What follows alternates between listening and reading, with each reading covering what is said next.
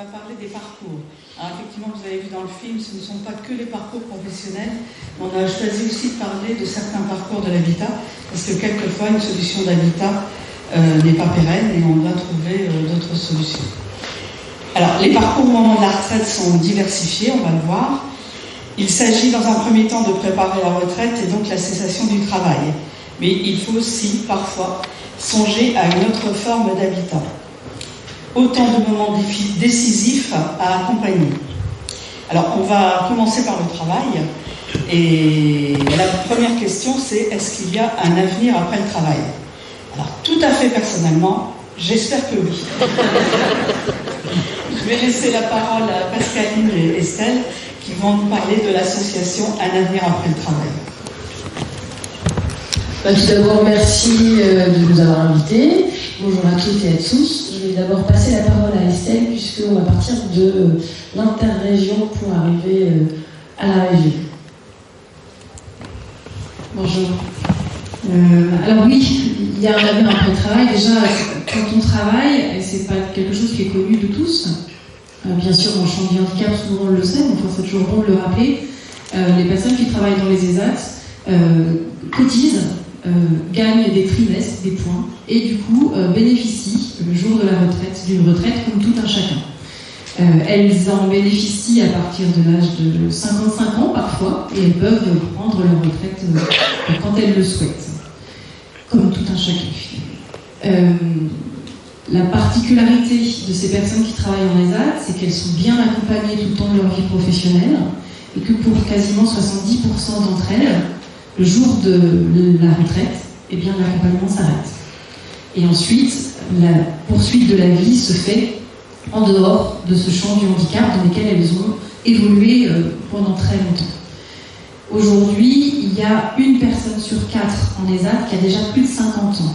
Quand on sait qu'elles peuvent prétendre à une retraite à l'âge de 55 ans, ça veut dire qu'il y a un nombre très important de personnes qui est susceptible de préparer, de basculer à la retraite très très prochainement. On est face à la toute première génération en fait, en masse.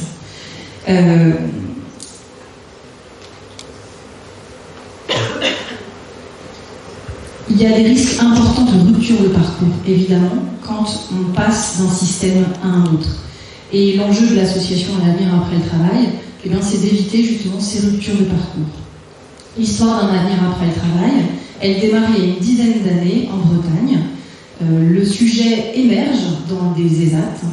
Cette première génération arrive, on la voit venir, et puis des professionnels se mettent autour de la table à réfléchir ensemble à l'échelle de la région, et ils travaillent d'abord avec les personnes concernées pour savoir bien quelles sont leurs attentes, leurs besoins, leurs inquiétudes, leurs sujets, comment est-ce que les professionnels du champ du handicap vont pouvoir bien accompagner les futurs retraités dans ce moment de transition. Et ils travaillent d'emblée assez rapidement aussi avec les acteurs de la gérontologie qui sont sur le champ de la retraite. Et c'est comme ça qu'est né le projet Un avenir après le travail. L'idée de ce projet, c'est de pouvoir faciliter cette transition entre le travail et la retraite, et puis de créer toutes les conditions, les bonnes conditions pour bien vivre ce moment de la retraite. Parce que la retraite, c'est, on y pense assez volontiers, un dossier administratif, d'abord. Je vois des regards, oui. Certains d'entre vous savent que c'est compliqué. C'est compliqué à monter, c'est compliqué à organiser, et ça s'anticipe, donc c'est assez complexe. Donc c'est des démarches administratives. La retraite, on l'a évoqué, c'est aussi parfois des changements de logement. En tout cas, c'est aussi un logement dans lequel on va passer toute sa vie maintenant. On ne va plus aller au travail, on va passer 100% de ses journées dans son logement, donc ça change aussi son rapport à l'endroit où on vit. Et puis, c'est aussi des questions de santé qui vont apparaître, on vieillit tous, et puis ce sont des journées entières à occuper, et aussi un lien social à ne pas rompre. Du coup, l'histoire dans l'avenir après le travail, c'est de se dire, pour que ça se passe bien, et à la fois cette transition et cette nouvelle vie à la retraite, il est impératif, comme l'ont expérimenté les collègues en Bretagne, d'activer 2 leviers. Le premier des 2 leviers, c'est de se dire, en ESAT, en foyer, en SAVS, on n'a pas suffisamment anticipé cette question. Il faut absolument anticiper mieux cette question. Et dès l'âge de 50 ans, avoir une veille dans l'organisation sur quelles sont les personnes qui vont bientôt partir et qu'est-ce qu'il est nécessaire de faire dans l'accompagnement de ces personnes pour pouvoir les préparer à ce grand saut. Ça, c'est la question de l'anticipation. Et puis, la deuxième chose sur laquelle on va agir dans le programme À l'avenir après le travail, c'est de se dire, les personnes qu'on accompagne aujourd'hui, elles sont chez nous, elles sont dans un environnement cocon, rassurant, on sait faire. Mais demain, elles seront dans un environnement dit de droit commun, où les personnes en situation de handicap, on le sait, sont moins connues et parfois mal accueillies, mal accompagnées. Et le projet, c'est d'aller travailler avec ces acteurs de droit commun pour que les deux mondes se connaissent, parce qu'on est vraiment sur deux mondes, on l'a entendu tout à l'heure, on est sur deux mondes qui ne se connaissent pas. L'idée, c'est d'aller chercher à permettre la connaissance entre ces deux mondes, et puis amener des acteurs de droit commun à savoir bien accueillir, accompagner, s'ouvrir, rendre accessibles des documents, tout simplement, permettre à des personnes de comprendre par elles-mêmes tout un ensemble de documents. Aujourd'hui, le projet qui est né en Bretagne il y a 10 ans a essaimé un peu partout en France. On est présent dans 7 régions en France, et notamment dans les Hauts-de-France. Je passe la parole à Pascal. Donc, effectivement, cette association vient d'essaimer chez nous. Pour le coup, là, nous, on est tout jeune. On est né en novembre 2023. Donc, sur une création d'associations régionales, donc Nord-Pas-de-Calais et Picardie. Donc c'est avec une gouvernance partagée. Donc dans le bureau, on est sur des établissements mixtes, c'est-à-dire aussi bien ESAT, foyer d'hébergement, SAVS, AMSA, mais de la région donc du Nord-Pas-de-Calais et de la Picardie, sachant que c'est assez vaste en termes de territoire. À savoir qu'à ce jour, on a formé 60 personnes donc sur le territoire. À peu près. Donc les formations sont dispensées par l'association interrégionale sur 2 modules d'abord 2 jours espacés et 3 jours, un peu sur l'idée d'une formation action. Donc 2 premiers jours avec parfois des mises en place de quelque chose dans son établissement et retour d'expérience par la suite. Donc ces animateurs sont d'abord des facilitateurs au sein même de l'établissement, à savoir déjà prendre conscience de cette réalité, prendre conscience de comment on va préparer progressivement, sans que ce soit brutal, de faire des cessations progressives d'activité, par exemple en baissant le temps de travail, ce qui est possible, mais c'est donc anticiper, préparer et proposer des aménagements en coordonnant avec les différents acteurs qui gravitent autour de la personne, parce qu'il semble essentiel, et aussi en fonction de ce qu'elle souhaite, bien évidemment, sur le même bassin. Ces animateurs sont aussi acteurs d'un réseau avec l'idée d'avoir à un moment donné un répertoire de ces différents animateurs, pouvoir créer des choses aussi inter-établissements, inter-associatifs, sur un même territoire, en local ou un peu plus large. Et je pense que Laurent Souette va pouvoir illustrer aussi ce que c'est que l'animation au sein de l'établissement proprement parlé. Et ce matin, nous étions pour la première réunion, première rencontre régionale des différents animateurs qui ont été formés, où nous avons accueilli en webinaire la CARSAT. Alors là, c'était vraiment très localisé sur l'ouverture des droits. Je ne vous ferai pas de récapitulatif parce que je ferai une mauvaise note sur ces éléments-là. Mais voilà, là on est vraiment sur le démarrage de l'association, avec ces animateurs formés, des événements collectifs, et ensuite vraiment aller sur l'ouverture vers le droit commun, de découvrir le territoire et de pouvoir travailler avec les différents acteurs. Voilà un petit peu où on en est. Je ne sais pas si... Non, voilà, merci beaucoup. Voilà. Oui, c'est vrai que c'est en train d'exploser et puis de s'organiser sur le terrain. Alors, vous aviez parlé de la rupture après les actes. Alors, avant de laisser la parole à Laurence qui va nous parler de comment on fait justement avec ces personnes qui vont quitter les actes, un petit mot de passe-temps, parce que c'est quand même un service assez original de notre association. On a créé ça il y a 5 ans, alors honnêtement un peu avec des bouts de ficelle, en se disant mais qu'est-ce qu'on peut proposer aux travailleurs des actes qui vont partir en retraite pour éviter justement l'isolement, pour éviter qu'il n'y ait plus du tout de liens sociaux, pour éviter la perte d'acquis. Et donc on a créé Passe-Temps, qui est un accueil, alors, bien sûr on pourrait faire beaucoup plus, hein, mais au moins une fois par semaine, les personnes... Alors on commence avant la sortie des AT, donc puisqu'ils viennent, on va dire, la dernière année ou les 2 dernières années, ils commencent à venir, et on continue après quand les personnes sont en retraite. On a vraiment vu le bénéfice, alors ce n'est qu'une journée par semaine, on accueille 3 groupes, mais c'est vraiment important pour eux, on l'a vu dans le témoignage de Sylvie. Ils rencontrent des personnes qu'ils connaissent déjà, parce que des personnes qui étaient en ESAT, ils font des activités, ils discutent, on fait des sorties, enfin bref, cette journée, pour tous, elle est vraiment très très importante. Bien sûr, on pourrait faire beaucoup plus, mais c'est déjà un grand pas en avant de pouvoir proposer cette journée pour ces personnes qui sont pour la plupart très isolées. Mais je pense qu'effectivement, ça peut vraiment partir de ces exemples-là où les jeunes retraités rencontrent les futurs retraités sur des temps qui peuvent être même plus courts, hein, pour aussi dédramatiser et dire voilà comment ça se passe, et puis finalement retrouver ses anciens collègues, avoir vraiment une place de professionnel, puisque là pour le coup on parle de professionnel, et de pouvoir parler de sa vie professionnelle et de sa vie après, hein, parce que ça ne s'arrête pas là, quoi. Et en effet, ces exemples-là sont tout à fait réalisables à son échelle, mais aussi en collectif sur un même territoire. Enfin, moi, je suis persuadée. Et aujourd'hui, on bénéficie d'un financement avec le département dans le cadre des projets phosphorage, donc ce qui nous aide quand même pour proposer des activités intéressantes. Je laisse la parole à Laurence, donc assistante sociale en ESAT et qui est très confrontée au départ en retraite.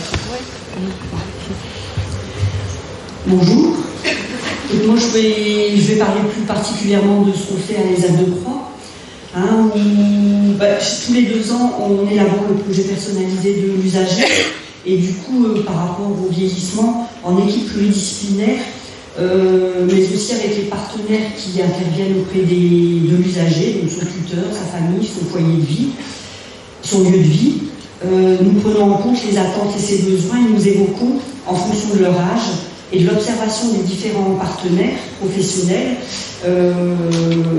les difficultés que l'usager peut rencontrer au regard du travail. Donc les observations, ça peut être une fatigue exprimée ou observée, des problèmes médicaux, des absences ou des arrêts maladie qui se multiplient, la survenue de handicaps ajoutés, ou la constante difficulté antérieure. Et donc, à l'occasion de cette réunion, on se questionne sur ce qu'on peut proposer à l'usager dans le cadre de l'ESAT. Donc ça peut être différentes pistes, hein, un changement de poste de travail déjà, ou bien une diminution du temps de travail, une réorientation éventuellement en accueil de jour ou en foyer de vie, l'accompagnement à mettre en place pour une prise en charge médicale qui fait défaut, le maintien ou non dans le lieu de vie, donc s'il y a maintien, voir un petit peu les relais qui peuvent être mis en place, mais aussi s'il ne peut pas y avoir un maintien dans le lieu de vie, voir quelle démarche on peut faire pour que la prise en charge se poursuive. J'ai parlé tout à l'heure de diminution de temps de travail. Dans ces cas-là, on veille à accompagner les personnes vers des activités qui peuvent combler, en fait, qui peuvent combler le temps libéré pour éviter les ruptures et la désocialisation, je dirais. Donc on oriente effectivement vers Passe-Temps, ou on peut orienter vers la parenthèse. Voilà. Et alors l'idée aussi c'est de trouver des activités hors association, hein, comme les MJC, les centres sociaux. Mais effectivement, il faudrait faire un inventaire de l'existant. Et ça, malgré la formation que j'ai faite il y a 2 ans, je pense maintenant, c'est un travail qui reste à mener. C'est énorme comme chantier. Et donc, alors moi, ce que je mène plus particulièrement à l'ESAT, en fonction de l'âge des personnes, donc là, comme j'en avais pas mal, j'ai pris des personnes à partir de 52 ans. Ils participent au module que j'ai mis en place, préparation à la retraite. Et donc, il y avait déjà 22 personnes qui ont participé et durant lesquelles ils ont pu mettre à jour, exprimer en fait leurs inquiétudes par rapport à une baisse éventuelle de leurs ressources, par rapport au fait de se retrouver seuls, par rapport à leur état de santé ou leur logement, est-ce qu'ils auront la possibilité ou non de rester dans leur logement. Ils ont pu exprimer aussi leur centre d'intérêt, donc ils expriment le souhait de découvrir d'autres activités, pardon. Ils se demandent s'ils peuvent revenir voir leurs collègues. Donc, dans un second temps, l'idée c'est justement de rassembler les personnes qui sont parties en retraite, qui reviennent à l'ESAT rencontrer les futurs retraités, pour que justement il y ait un lien et puis qu'ils puissent exprimer faire part de leurs expériences. Donc, par rapport à l'expérience que je peux conclure en disant qu'il faut anticiper l'évolution de la situation de la personne vieillissante et ses besoins pour éviter les ruptures de parcours. Il faut y associer l'usager, bien évidemment, mais aussi son entourage familial et les professionnels qui assurent déjà leur accompagnement. Il faut prendre en compte le projet de vie de la personne et éviter donc les ruptures sociales et familiales. Voilà. Merci Laurence. Alors on a entendre d'autres tables rondes, c'est l'anticipation, l'accompagnement, prendre soin des transitions. Alors on va écouter Julie Oswald, qui est chef de service à Fanchon, qui va aussi nous parler de cette structure un peu particulière. Et puis pareil, parfois des sorties de Fanchon qui sont nécessaires. Donc, je te laisse la parole. Je te remercie Valérie. Bonjour à tous, donc, je m'appelle Julie Oswald, je suis chef de service du foyer de vie Fanchon. Alors il faut savoir que le foyer de vie n'en a pas toujours été un. Auparavant, lorsqu'il a été créé en 1999, il s'agissait d'un foyer d'hébergement. On a accompagné, le foyer Fanchon a accompagné des travailleurs d'ESAT. Avec l'avancée en âge, on a souhaité continuer d'accompagner ces personnes travailleurs d'ESAT mais qui étaient proches de la retraite. Il y a donc eu une restructuration en 2012 où le foyer s'est transformé en foyer d'hébergement pour accompagner les personnes vieillissantes. Et c'est seulement en 2020 que le foyer est devenu un foyer de vie. Foyer de vie qui accompagne des personnes anciens travailleurs d'ESAT qui sont aujourd'hui à la retraite, âgés de plus de 55 ans. Donc avec avec une équipe pluriprofessionnelle mais qui n'est pas médicalisée. Et pour répondre à ta question Valérie, donc le passage de foyer de vie vers la retraite, vers l'EHPAD se fait, alors le maître mot c'est l'anticipation, mais on essaye d'y aller vraiment de manière progressive. Déjà, il y a tout un travail qui se fait avec les familles, avec les résidents, bien entendu, et aussi avec les professionnels. Donc, on propose aux résidents, de par les bénévoles, de par les partenaires, de passer du temps au sein des EHPAD. Ça peut être prendre un café, ça peut être passer sur un court séjour de manière temporaire, en accueil temporaire. Il y a des liens qui se créent de plus en plus avec les EHPAD, notamment avec l'EHPAD de Nouveau et l'EHPAD de Rendu, mais aussi avec l'EHPAD des Orchidées. On essaie de proposer des vies à vie pour que les professionnels puissent partager leur expérience et s'imprégner l'un et l'autre de leurs expériences mutuelles. Donc voilà, notre but c'est d'y aller vraiment de manière progressive, mais pour certains résidents, ça reste un crève-cœur entre guillemets parce que c'est chez eux le foyer de vie. Et ils n'ont pas envie d'y partir, ils y sont bien. Ils sont passés d'un foyer d'hébergement à un foyer de vie et ils ne comprennent pas pourquoi est-ce qu'ils devraient encore quitter leur chez-soi pour aller vers un EHPAD. Est-ce que le fait de quitter Fanchon, c'est pour tout le monde ou est-ce que c'est dans certaines situations particulières? Le foyer Fanchon essaye d'accompagner du coup les personnes qui sont à la retraite le plus longtemps possible. Donc on va mettre en place tout un réseau, tout un partenariat pour pouvoir les accompagner le mieux possible. Donc il y a des professionnels médicaux et paramédicaux qui interviennent au sein du foyer pour pouvoir accompagner notamment en soins. Il y a aussi des professionnels qui accompagnent pour tout ce qui est accompagnement des rendez-vous médicaux. Donc j'entends par là hors rendez-vous orthophoniste, kiné, pédicure, podologue. On est à peu près à 70 rendez-vous médicaux par mois. On a fait une étude interne au sein du foyer sur 2023, entre janvier et juin. On s'est rendu compte qu'on tourne à peu près à 70 rendez-vous médicaux par mois. Pour la prise en charge auprès des infirmiers libéraux, on tourne à peu près à 100 actes par mois. Donc principalement insuline, des pansements, des suivis de ce type. Donc voilà, on essaye d'accompagner les personnes le plus longtemps possible, mais on se heurte justement à ce côté soin médical qui prend une certaine ampleur. Je pense qu'il y a un projet avec le foyer Fanchon sur des places dédiées. Ça devient aujourd'hui une nécessité de transformer certaines places de foyer de vie en places de foyer d'accueil médicalisé. On a déjà le public qui est présent et qui peut avoir la notification de femme. Donc voilà, c'est déjà le public qui est présent, on les accompagne déjà, mais pour pouvoir mettre en place plus de moyens, on a besoin vraiment de transformer des places en places femmes. Merci beaucoup. Merci. Juste une petite précision. Alors Muriel, je ne sais pas si après, sur la question d'un âge qu'on appelle collectif, où les personnes en situation de handicap vieillissent. En fait, on avait expliqué ce matin que la première étude qu'on avait menée, on était parti à 45. Alors maintenant, on ferait la même étude dans l'assaut, on ne serait pas à 45. C'est l'idée d'un âge collectif moyen du vieillissement des personnes. Et plus on avance, plus on le reporte comme tout le monde globalement.